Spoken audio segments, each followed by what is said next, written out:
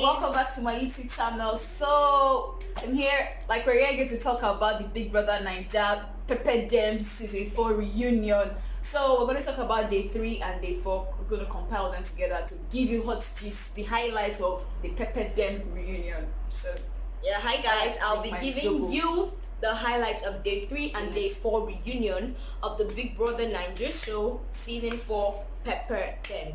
Ebuka started off by asking the housemates that who did you feel was a show off in the house? And just people like Mercy, Tacha, Seyi, Jackye, Omashola.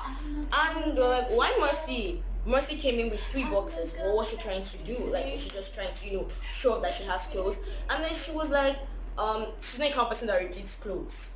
Like, she just felt like that's her own way. The fashionista doesn't have to repeat clothes. So that's just why she had to bring her box like that. And Omashola and Ebuka faced Jackye that you came in as a third person. Did you feel you were intimidating anybody? And she was like, your intelligence speaks for you. I didn't come into the house to intimidate anyone. Well, I didn't feel Jackye came to intimidate anyone because she didn't bring in any energy at all. No, zero energy. So was Omashola a show off? Ebuka faced that question to Diane because he asked, was Omashola a show off? When he said she was like a weakness to the team, and she said she did not feel like Omashola was a show off only in the arena games, because Omashola was like the king of arena games, and it was always acing it every back and forth. So she felt like that was his opinion about that particular point in time. So who bragged the most? Was it Tacha? Who bragged the most? They were like Tacha, Seyi, Omashola, and I thought, okay, yeah, this is what they really like bragged and all. And then King made a statement that she felt what Tacha said the first time in the house was kind of rude. On the stage when she was like, look at them and look at me. And when she came into the house and she was like, she's staying till the 99th day. And Kim felt like what she said was kind of rude. And I just felt like if you felt like that was kind of rude, why didn't you face her off face to face in the house? Why wait till the reunion? So Tacha faced her and she was like, you're scared of your insecurities and all. And Venita took over and she was like, Tacha grew up that way, like, so that's how she knows how to express herself. And I kept on going back and forth with the whole confident and bragging thing. And that was when Tacha was like, Kim, you left, so I'm not understanding. And then Kim pulled out the disqualified card, that babe, you were disqualified. And I'm like, Kim, you spent only 2 weeks in the house, babe. What's your problem? Why is you pitching? What's it? So Seyi took over the mic and like was after explaining who a confident and a bragging person is from his own perspective, and indirectly called Tacha empty barrel. So Esther said this could have been a strategy. Esther said this could have been a strategy of Tacha, of anyone, but they should all be ready to face the consequences. So Ebuka ended the session there, and now we move to day 4. So day 4 started with the diary session. Who do you think spent most time, or was the king of diary session? They were like Omashola, Khaffi, Jackye, and they kept on mentioning names and no, fraud, Seyi, Tacha. Okay, so Omashola said that he felt that he had to pour his heart as much as he could remember and as much as he wanted, because at that particular point in time, they could only speak to Biggie like 2 times a week, and they could only speak to Biggie 2 times a week, and they felt, and Omashola felt that he had to say everything that was bothering him in the house. So Jackye was like, when Ebuka faced the question to Jackye, he said that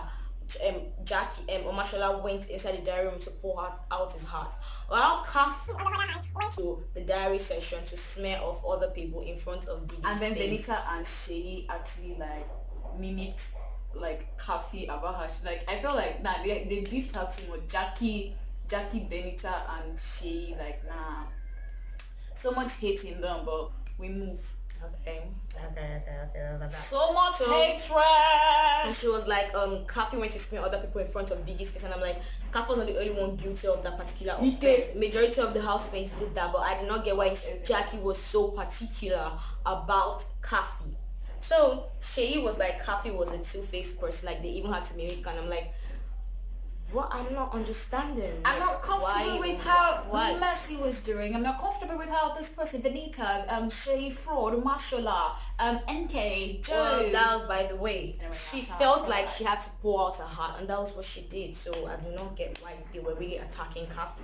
So how do you feel about Biggie? Nelson said he felt Biggie was a politician. A strong politician. Diane felt like Biggie was like a father figure, something Omashola said. Tacha said Biggie was her boo. Someone said Biggie was very strict, which he was. Yeah, yes. very strict. Kim said she felt Biggie did not like her, and Ebuka asked her, why did you feel Biggie did not like you? That guy's so pretty, but the way she thinks, I don't know. Kim said that she Ebuka how am I giving sex? Kim felt that Biggie did not like her because he did not make her comfortable in the diary session. I'm like, did he have to give you a cup of tea for you to calm down? Like, I don't get. You're coming in for a reality show. You must have had yourself prepared. You don't come and then make somebody makes you feel comfortable. It's a game. They're gonna get on you as much as they want to win the freaking money. So she was like, Biggie's questions were too direct. Like he didn't make her feel comfortable to even express herself, and she was only there for a short time. And Jackye also said the same thing, that Biggie didn't make her comfortable, and that she started opening up like little by little as much as she could, and she felt that for those that were killer in the diary session, they must have watched the clip or must have known that the diary session helps you to pull over your fans, and if you're a killer, you know, you have high fan base and all. And she directed it to Omashola, and she felt like Omashola wasn't being sincere about when he said he did not watch any Big Brother. Yeah, Jackye attacked Omashola that how could you have not watched Big Brother and then you knew the tactics about the diary session? Yeah, so Ebuka allowed Omashola to defend himself, and Omashola said that when he was in the diary session, he felt like he was talking to God, so he was pouring out his whole heart. Pouring my spirit to the Lord. Yeah, and I felt Omashola did that aspect very well. Like he spoke his heart out. Do you know what busts my head about Omashola every time? Like he starts off with English, and then the next he just switches to Pidgin because he cannot come and kill himself. That is where he's very comfortable. Be like Omashola, don't come and kill yourself. Frank said that your diary session depends on you. If you want to be expressive, be expressive. You don't want to be expressive, well, that's your business. It's not anybody's business. Yes, okay. Ebuka asked, how did Biggie make you feel? So people said Biggie made them feel good, made them feel scared. And Mercy was like, she felt Biggie was her boyfriend. Like, he even showed a clip of where Khaffi and Mercy were like talking about having a crush on Biggie. Yeah, and she was like, she have a Mercy, crush on someone's voice.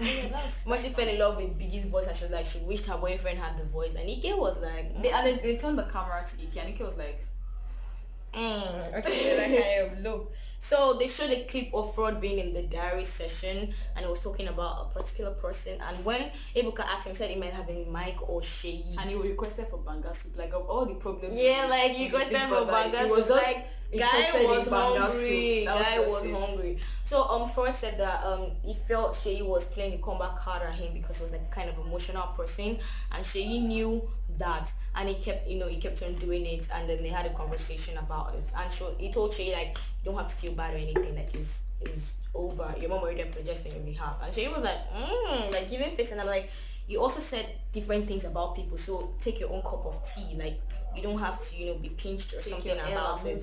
And then Seyi was like, everybody knows me in my house, but we don't know you in your house, we don't know you in Biggie's house. You're like, you're responsible for your actions, blah blah blah. You were not really responsible for all your actions in Big Brother's house because you did a lot of hanky-panky games. So the show ended with Ebuka just like ended the show because I was already tired of them going back and forth. Yeah, am I the only one that feels like that Big Brother reunion is so short? Like you're watching it though, and then everyone when it ended. Yeah, so anyway, I feel like I saw on Twitter that Ebuka said the show is going to be continuing next week Monday. So next week Monday. See you next week Monday, guys. Don't forget to drop your comments in the comment section below. Drop your comments. We want to work on it and see it. So next time, guys, thank you so much. You all are the real MVP. Don't forget to subscribe, like, and share this video. Bye.